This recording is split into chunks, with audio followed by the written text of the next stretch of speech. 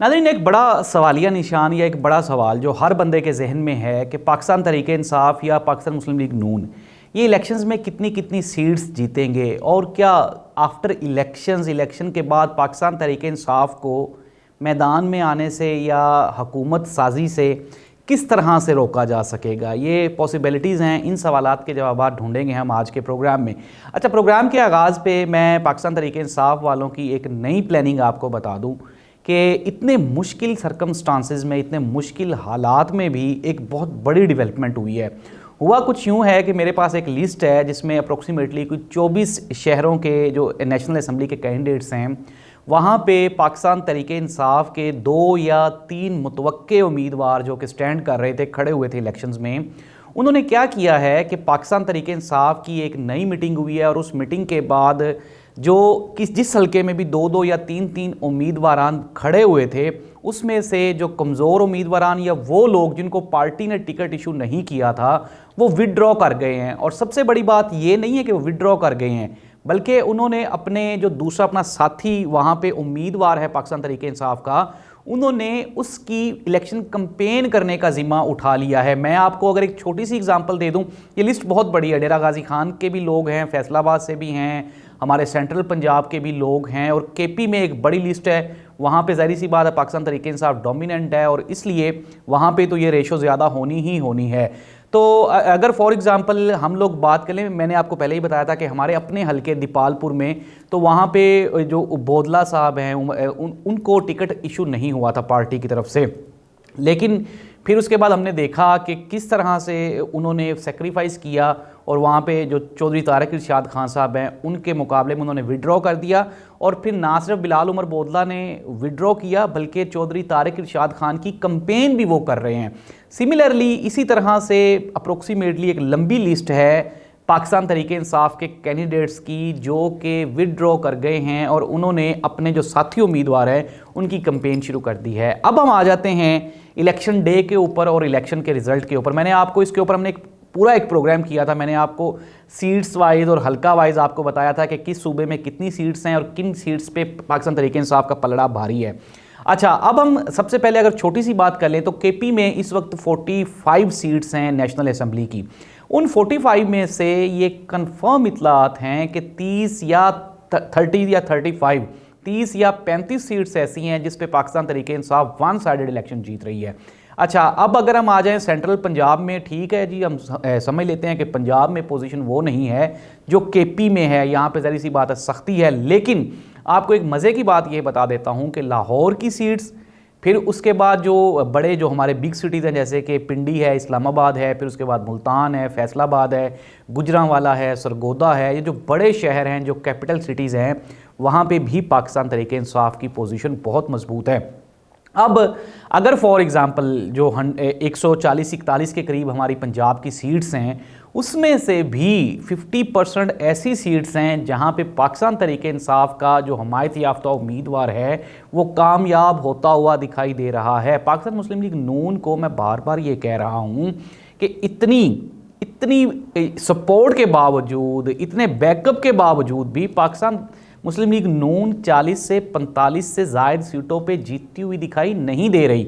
ये और बात है, मैं फिर दोबारा कह रहा हूँ कि कहीं से 70 की आवाज़ आ रही है, कहीं से 80 की आवाज़ आ रही है मुस्लिम लीग नून के लिए, लेकिन ये बिल्कुल वैसे ही है जैसे इमरान खान को सज़ा सुना दी गई। चलें मान लेते हैं जी अगर आप 70-80 दे भी देंगे, लेकिन इसके बावजूद भी पाकिस्तान तहरीक इंसाफ का पलड़ा भारी होता हुआ दिखाई देता है। पाकिस्तान पीपल्स पार्टी भी ज़ाहिर सी बात है सिंध से भी सीट्स लेके आ रहे हैं, इस मरतबा पंजाब से भी वो उनको सीट्स मिलती हुई दिखाई दे रही हैं, ख़ुसूसन जनूबी पंजाब से।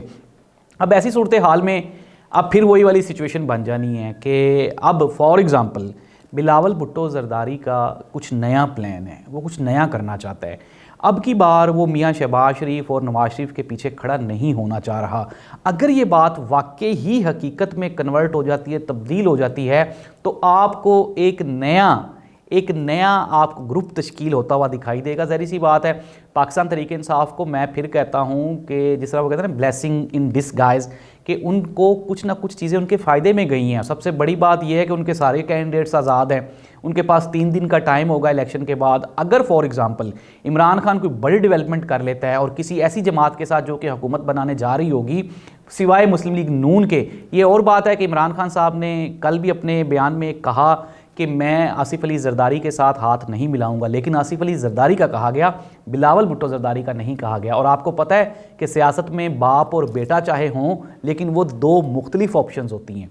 और यही वजह है कि कुछ तज्जिया निगार, हमारे सीनियर एनालिस्ट इस बात पे मुत्तफिक हैं कि ये इत्तेहाद अब नामुमकिन नहीं होगा। और ऐसी सूरत हाल में जब इमरान खान शदीद मुश्किल का शिकार हो चुका है, अब इससे बढ़ के इमरान खान के लिए और कोई बड़ा इम्तहान नहीं होगा। अब एक जो पॉसिबिलिटी है वो मैंने आपको बता दी। दूसरी पॉसिबिलिटी मैंने आपको पिछले प्रोग्राम में भी बताई थी कि अगर फॉर एग्जांपल पीटीआई को वो जो उनका कानूनी और आईनी हक है अगर वो मिलता हुआ दिखाई ना दिया तो फिर क्या होगा, फिर भी पाकिस्तान में एक बहुत बड़ा एक क्राइसिस क्रिएट होगा, एक क्राइसिस जन्म लेगा।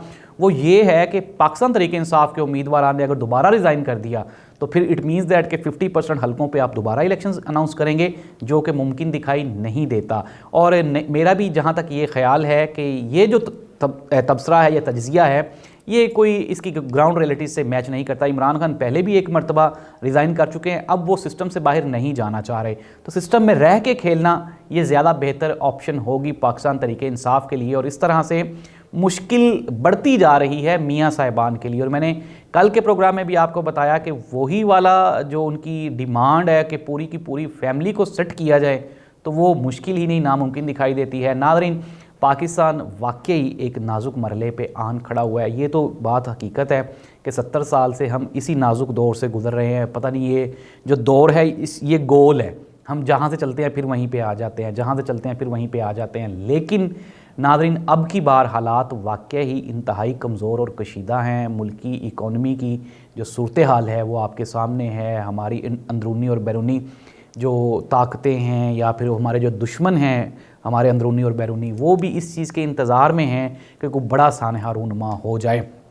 तो इन सारी चीज़ों को मद्देनज़र रखते हुए जहाँ तक मेरी इत्तलात हैं वो यही हैं कि पाकिस्तान का सबसे बड़ा इदारा जो कि पाकिस्तान का सबसे बड़ा ताकतवर इदारा है, उसने भी चीज़ों को, ज़ाहिर सी बात है, एट द एंड मैं फिर दोबारा कह देता हूँ कि पाकिस्तान में जब भी मुश्किल वक्त आया है तो सिर्फ़ और सिर्फ पाकिस्तान की आर्मी ही वो इदारा है जो पाकिस्तान को इन तमाम क्राइसिस से निकाल के बाहर ले आती है। और आर्मी, आपको पता है कि कभी भी पब्लिक पॉपुलैरिटी के ख़िलाफ़ या अवामी जो रद्द-ए-अमल है उसको वो बिल्कुल जहन में रखते हैं। और केपी में ये कहा जा रहा है कि अगर इमरान खान जीत गया तो आप उसको हुकूमत में बैठने से, या एक सूबे की अगर गवर्नमेंट उसकी बनती है तो आप उसको किस तरह से आइसोलेट करेंगे, ये नामुमकिन दिखाई देता है।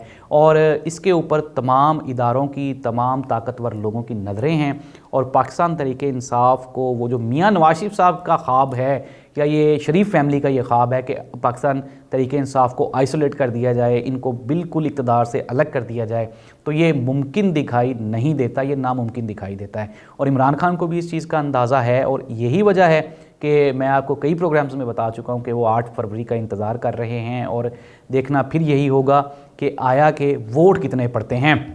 अब जो वो पहले वाली एक जो धांधली थी जिसे हम प्री पोल रिगिंग कहते हैं वो तो हो गई है, अब होनी है इलेक्शन डे वाली रिगिंग। और 8 फरवरी को ये इत्तलाआत हैं कि पाकिस्तान के ताकतवर इदारों ने तमाम कंट्रोल संभाल लिया है और वो किसी भी किस्म का कोई भी ऐसा हादसा रूनुमा नहीं होने देंगे जिससे मुल्क और कौम को कोई ऐसा नुकसान पहुँचे जिसका खमियाजा हम सारी ज़िंदगी भुगतते रहें। और पहले भी आपको पता है कई वाक़यात ऐसे हो चुके हैं। तो अब मज़ीद कशीदगी की जो उम्मीद है, जो सिचुएशन है, वो दिखाई नहीं देती। ये मेरी फिर दोबारा पाकिस्तानियों से रिक्वेस्ट है, उम्मीद है कि बेहतरी का दौर आ रहा है। इमरान खान को जितनी सज़ाएँ मैक्सिमम हो सकती थी वो दी जा चुकी हैं, अब इसके बाद और क्या हो सकता है। तो पाकिस्तान तहरीक इंसाफ एक वाइटल रोल प्ले करेगी इलेक्शन के बाद भी। जिनकी वो ख्वाहिश है कि इमरान खान साहब नहीं होंगे या नहीं होने चाहिए, ये उनकी ख्वाहिश ही रहेगी, क्योंकि इमरान खान इस मरतबा बड़ी ताकत के साथ वापस आता हुआ दिखाई देता है। और कई दोस्तों के फिर वही वाले सवाल आता है कि यार ये कैसे मुमकिन है। तो पाकिस्तान की तारीख उठा के देख लें, यही मियाँ नवाज शरीफ साहब, अगर हम बात कर लें 2018 की या 17 की, तो कहाँ पे खड़े हुए थे, कहाँ ये फॉल करते थे और आज कहाँ पे फॉल करते हैं। तो ये पाकिस्तानी सियासत में वापसी या पाकिस्तान की सियासत से बाहर निकल जाना ये कोई नामुमकिन थ्योरीज़ नहीं है, ये मुमकिन है और हमने पाकिस्तान की तारीख़ में ऐसा होते हुए देखा है। कभी कोई लाडला होता है, कभी कोई होता है, तो चीज़ें ये बदलती रहती हैं। आपने वोट लाजमी डालना है, मैं फिर दोबारा आपको कह रहा हूँ कि आपके वोट ने ही तब्दीली लेके आनी है। अल्लाह इस मुल्क का हामी और नासिर हो। अल्लाह हाफिज़।